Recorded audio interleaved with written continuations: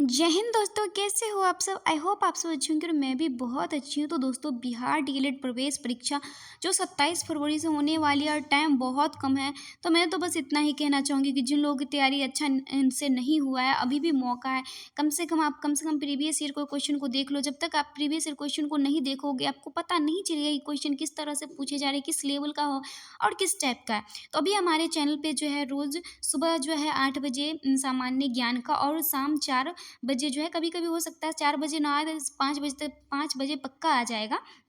तो सामान्य विज्ञान का शाम को और सामान्य ज्ञान का सुबह को आता है। जैसे ये खत्म हो जाएगा, मैं मैथ, रीज़निंग, हिंदी सभी टाइम मिलने के अनुसार मैं स्टार्ट करूँ, क्योंकि मैं भी अभी जो है डीएलएड कर रही हूँ और मैं भी गवर्नमेंट कॉलेज से डीएलएड कर रही हूँ और मैंने एंट्रेंस एग्ज़ाम दिया था। इसीलिए जो है मुझे पता है कि प्रीवियस ईयर क्वेश्चंस आपके 10 क्वेश्चन आएँगे ही सारे सब्जेक्ट मिला के।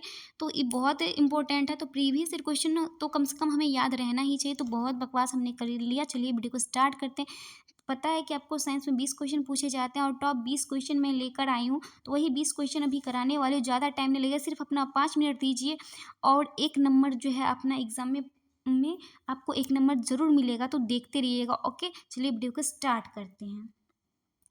तो दोस्तों, हमारा पहला क्वेश्चन है, एक सेकेंड दोस्तों, इसका जो है वो हमारा कलर्ड वाला ब्रश चला गया है, इसको ब्रश मंगाना। हाँ, ब्रश आ गया।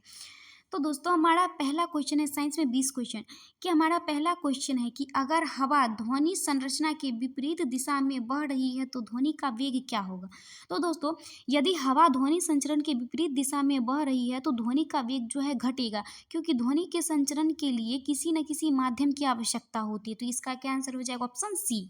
47 नंबर क्वेश्चन है हमारा कि निम्नलिखित में से कौन सा जल प्रदूषण का प्रमुख कारण है। सिंचाई है, स्नान करना है, इनमें से कोई नहीं, औद्योगिक कचरा। तो इन ऑप्शनों के अनुसार जो जल प्रदूषण का सबसे महत्वपूर्ण कारण है वो है आपका औद्योगिक कचरा। अगला क्वेश्चन है हमारा दोस्तों 48 नंबर क्वेश्चन इसी में है, इसको मैं इसे साइड कर लेती हूँ। 48 नंबर क्वेश्चन है कि निम्नलिखित में से कौन एकल झिल्ली से घिरा हुआ है, क्लोरोप्लास्ट, माइटोकॉन्ड्रिया, लाइसोसोम या न्यूक्लियस।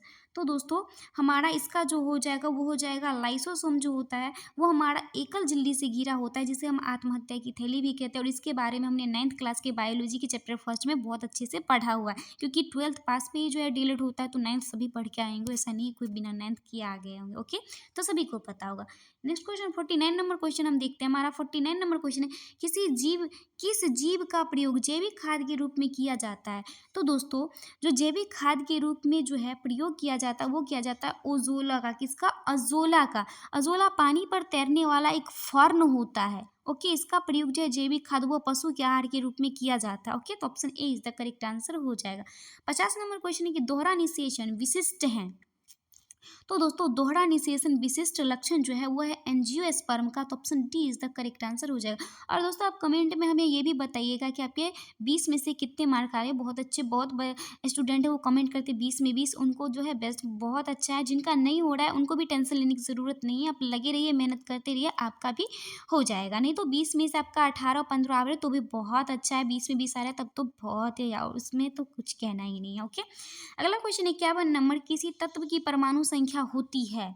किसी तत्व का जो परमाणु संख्या होता है वो होता है आपका प्रोटॉन की संख्या। देखिए, किसी तत्व का परमाणु संख्या जो होता है वो प्रोटॉन की संख्या होता है, यानी option C is the correct answer होगा। परमाणु के नाभिक में उपस्थित प्रोटॉन की कुल संख्या जो होता है परमाणु संख्या कहलाता है। और परमाणु संख्या को जो है वो जेड के द्वारा सूचित करते हैं। ओके, ए बराबर क्या होता है, जेड प्लस एन। ओके, अगला क्वेश्चन देखते हैं दोस्तों। हमारा 52 नंबर क्वेश्चन है, किसी वस्तु के लिए गुरुत्वीय त्वरण का मान स्वतंत्र होता है। किससे स्वतंत्र होता है, किसी वस्तु का मान ऊंचाई से स्वतंत्र होता है, वस्तु के अक्षांश से, पृथ्वी की सतह के गहराई से, या वस्तु के द्रव्यमान से। इनमें गुरुत्वीय त्वरण का जो मान होता है जी 9.8 मीटर पर सेकेंड स्क्वायर होता है। वो किससे स्वतंत्र होता है, ओबियसली द्रव्यमान से स्वतंत्र तो होता है। तो option D is the correct answer हो जाइए। था हलवा वाला क्वेश्चन, वो वाला प्रकाश के परावर्तन के कितने नियम है। क्लास 10 में सभी ने पढ़ा होगा, जो अच्छा से नहीं पढ़ा उसको भी पता रहता है, 2 है। तो option D is the correct answer हो जाएगा। जाएगा। नेक्स्ट क्वेश्चन देखते हैं 54 नंबर क्वेश्चन कि एक हॉल का फर्श 8 मीटर लंबा और 6 मीटर चौड़ा है। एक चींटी इसके कोने से विकर्णता सम्मुख दूसरे कोने तक जाती है तो चींटी का विस्थापन क्या होगा। तो देखिए एक हॉल का फर्श है, ठीक ऐसे ही फर्श होता है ना, तो 8 मीटर लंबा है तो लंबाई ज़्यादा, 6 मीटर चौड़ा है। तो विस्थापन पूछ रहा है, तो सबसे पहले विस्थापन जो होता है, जैसे मान लीजिए हमें यहाँ से लेके यहाँ तक जाना है, तो हम ऐसे ऐसे ऐसे ऐसे ऐसे रास्ता गए, लेकिन विस्थापन जो होता है ये हमारा दूरी हो गया जो गए, लेकिन विस्थापन होता है कि न्यूनतम दूरी, दोनों बिंदु के बीच की जो न्यूनतम दूरी होता है वही जो होता है हमारा विस्थापन होता है। तो हमें जो है इसका न्यूनतम दूरी ज्ञात करना है। ये एक फर्श है, ये 8 मीटर लंबा, 6 मीटर चौड़ा, ये सब ऐसे वर्ग बन गया, ऐसे कर दे तो थोड़ा। तो पूछ रहा है कि विकर्णता एक चींटी गया है तो इसका न्यूनतम दूरी कितना होगा। मान लीजिए ऐसे भी इसका ऐसे भी जा सकता है, लेकिन न्यूनतम दूरी तो यही होगा।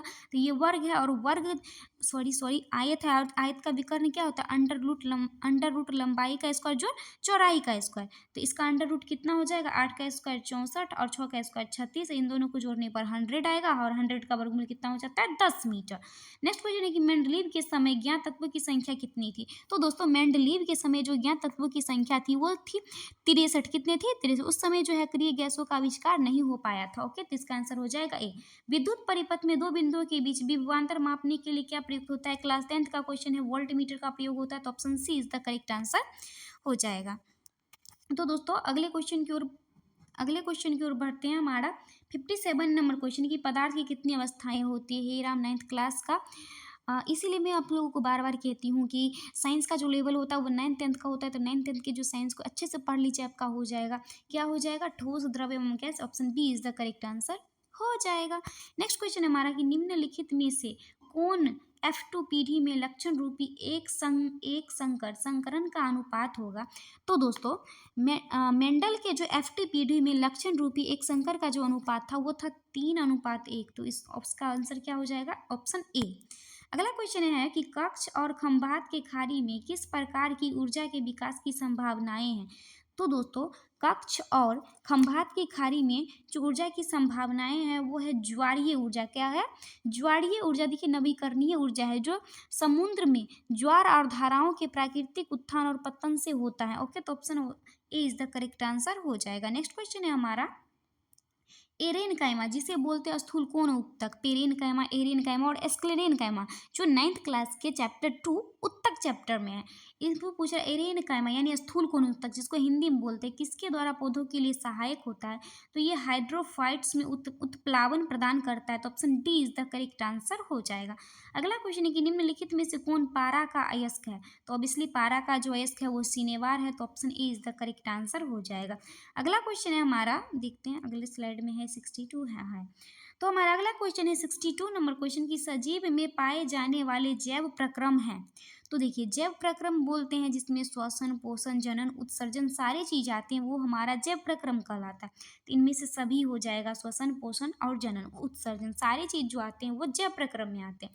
अगला क्वेश्चन है कि विद्युत हीटर में तार की कुंडली किस तत्व की बनी होती है। तो ऑब्वियसली नाइक्रोम की बनी होती है, सभी को पता होगा।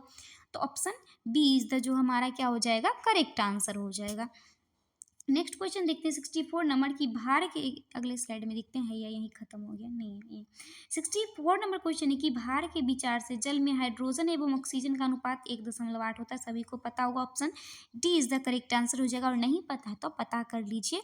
ओके, ये सारे प्रीवियस ईयर क्वेश्चन है जो 2023 में पूछे गए हैं। अगला क्वेश्चन है कि पोषण जिसमें जीव शरीर के अंदर भोजन लेता है, पोषण जिसमें जो जीव है शरीर के अंदर भोजन लेता है जैसे हम लोग हैं, और एंजाइम का उपयोग करके पचाता है, वो क्या कहलाता है। तो वो कहलाता है होलोजोइक। क्या कहलाता है, होलोजोइक। देखिए इसे होगा होलोजोइक। तो यही था हमारा 20 क्वेश्चन, और हमारा 20 क्वेश्चन जो कंप्लीट हो चुका। और अभी तक मैंने आपको लाइक करने के लिए नहीं बोला है, तो प्लीज़ वीडियो पसंद आया तो वीडियो के लास्ट में मैं बोल रही हूँ ताकि बीच में आप लोगों को डिस्टर्ब ना हो, वीडियो को लाइक करके चैनल को सब्सक्राइब जरूर कर लीजिए, क्योंकि आप लोगों की सपोर्ट की बहुत ज़रूरी है, मेहनत करते हैं।